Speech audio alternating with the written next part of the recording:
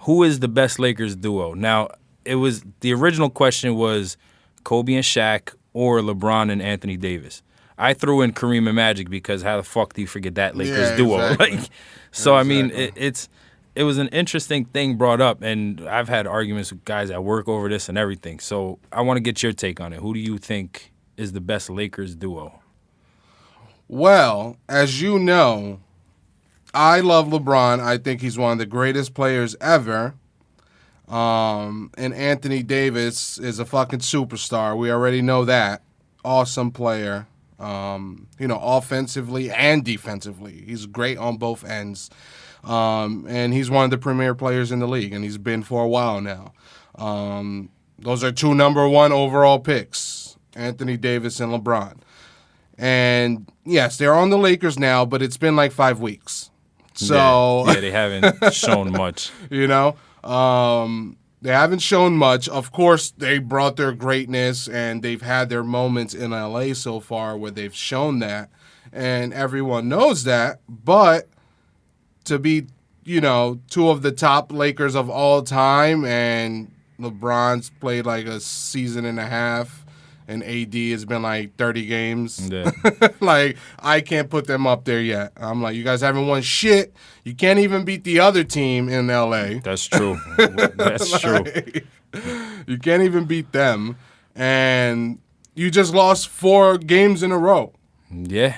Like, Yeah, that's did. fucking crazy. They did. They just lost 4 games in a row after, before that matchup with the Bucks, all they had was 4 losses at the time. I think they were like 23-4. Yeah, them and the Bucks were tied at 23-4. Yeah, and then the Bucks put it, the Lakers ended up coming back that game, but that whole game it was in control by the Bucks the whole time. Yeah. So right off the bat, I'm taking them out just because of those reasons. Okay. All right, so and then you talk about Kobe and Shaq, and then Magic and Kareem.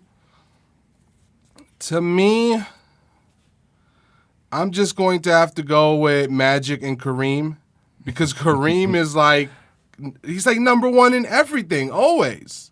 He is number 1 in scoring. Right? And Yeah. like a bunch of shit. Rebounds, games played, like fucking a lot of stats. Yeah, Kareem is one of the ones, like one of the big men that they throw into the GOAT conversation when everybody's like Jordan, LeBron, Kobe. Yeah, exactly. And there's always that old dude, oh, don't forget about Kareem. Yeah, and of course, we're the same age. I didn't grow up fucking watching Kareem, but every time they're like, oh, this person passed this person, and then you see like Kareem, like one, 2, or 3. Yeah, he is. He is up there. And in like all the categories that matter for him, obviously not in like assist or something, but to me, that's why I'm going to say Kareem and Magic, even though I think Shaq was the best center to ever play. But, I grew up watching Shaq.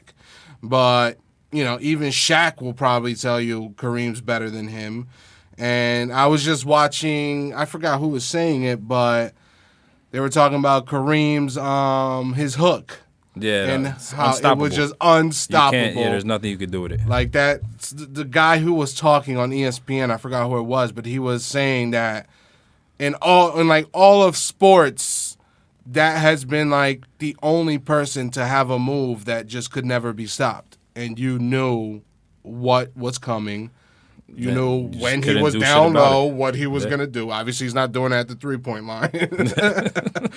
And you knew he was about to do it, and he just fucking hit it every time, and you couldn't block it. You couldn't stop it. Where, with Shaq and Kobe, they fucking had their turmoil, their beef. They lost in the finals to Detroit. They,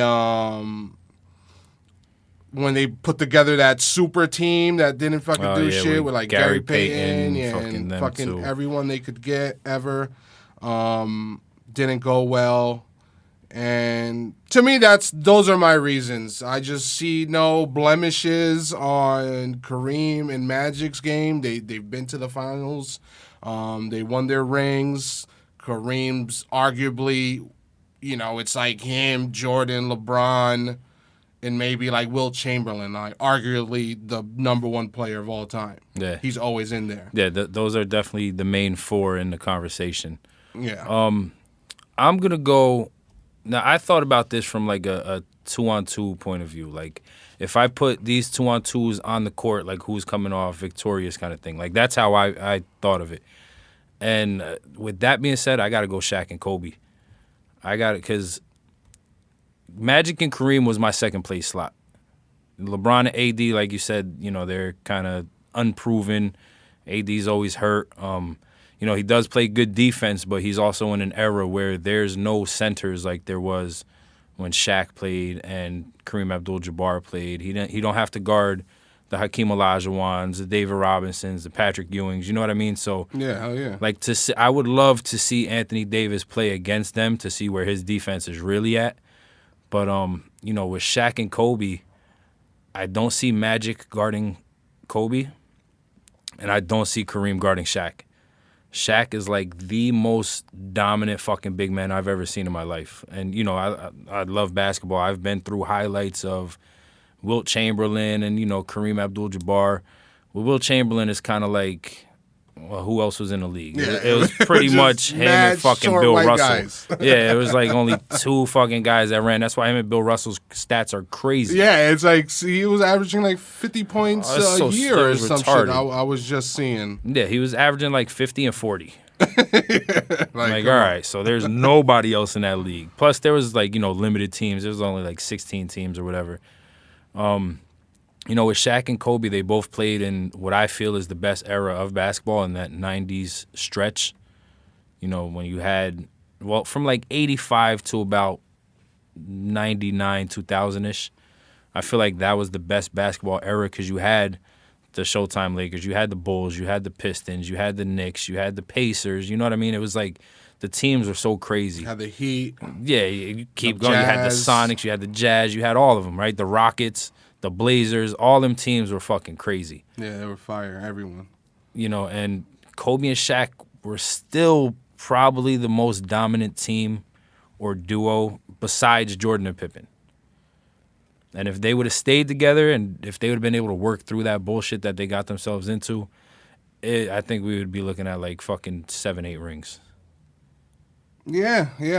I definitely hear you, and yeah, when you pin it like that, like if they played against each other, and yeah, because Kobe's a scoring machine, we all know that, and Shaq was just like the strongest, biggest, most massive big man ever. Yeah. Like he would have moved Kareem. Yeah, he was built like a running back, and he's like 7 feet tall. Where usually the guys who are that tall are pretty lean and skinny, like a Kareem. He was probably strong as shit during his era, but to go against a Shaq, this fucking mountain of a man, yeah, he would have just easily bodied him. Yeah. Down low. But then again, when it came to scoring, Kareem would have been more athletic, faster, probably could have got by Shaq, more easily. Listen, you said it. It's the sky hook.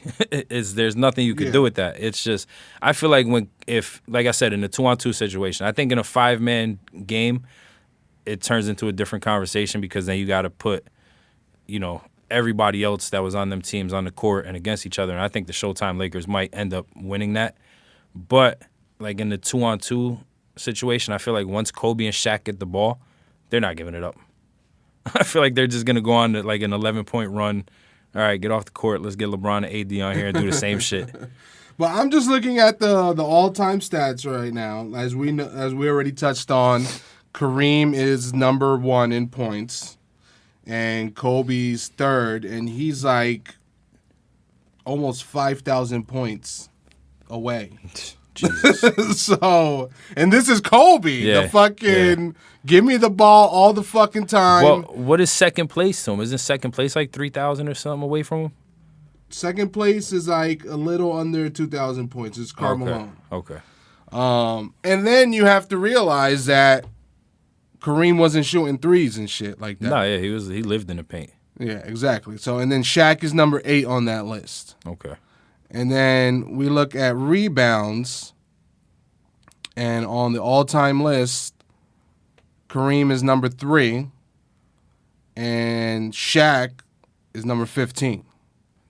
Damn. Dwight Howard is over Shaq. Dwight Howard got more rebounds than Shaq? All Holy time. Shit. Dwight Howard has 13,400. Shaq is 13,099. I'm chalking that up to Shaq's injury history. Fuck that. He ain't. That's crazy. Well, that shows you there. Yeah, Shaq is 15th, so there's 14 fucking guys that did it better, and Kareem is top 3 in that. And then we'll go to blocks, because the other ones are assists and steals. They're not gonna have fucking huge numbers in that. No, even though Shaq could pass the ball. Yeah, Shaq is like one of the best big man passers I've seen. And then you're looking at blocks. Kareem's number 3. And where is Shaq? Shaq's probably not even top 20. Oh, no, here it goes. Shaq is number 8. Oh, okay. All right. Higher than I thought. Yeah, Shaq is number 8 and Kareem's 3rd. So that's my reasoning. Just because of that, just because the all-time records, and we know, like you said, Shaq was probably the most physically dominant center, that ever played. But he still didn't pass Kareem. Yeah. No, of course. But remember, too, Kareem played like fucking 27 seasons. Yeah. He played a fucking long-ass time. He did. He was very healthy, too. He wasn't like Shaq. It always goes back to this, the big what if Shaq took care of his fucking body. You know what I mean? Yeah, but exactly. we'll never know. So I mean, or if he worked as hard, because Kobe said he didn't work as hard or whatever. And so I mean, we'll never know. But it's definitely an interesting thing to talk about.